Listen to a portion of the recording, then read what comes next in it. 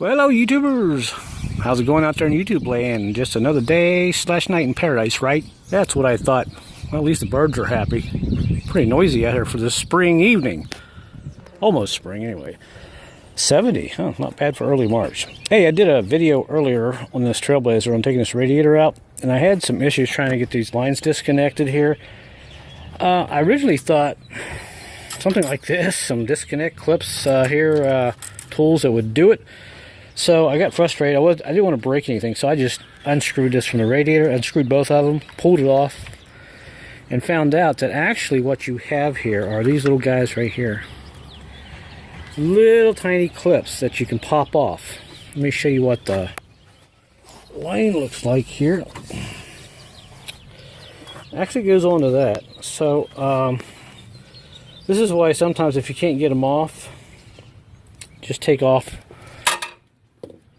unscrew these here from the bottom of the radiator. Of course, this piece here, the cooler, transmission cooler, is going to slide around, but you can move it back in there and put these back in and tighten this down. Check the little O-ring there, make sure it's not leaking. And then when you put the radiator back in, all you got to do is push in, and this will allow those clips to stay in place. And you can see there's one of them. I usually take a little screwdriver and kind of pop it off there. You see it there?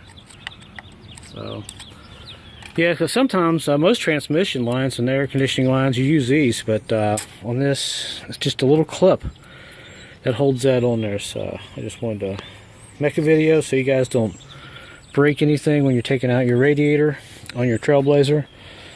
And that's about it. So glad you stopped by to watch this video. So there you go. More tips later. And until my next video, I'm putting it back together tonight, by the way.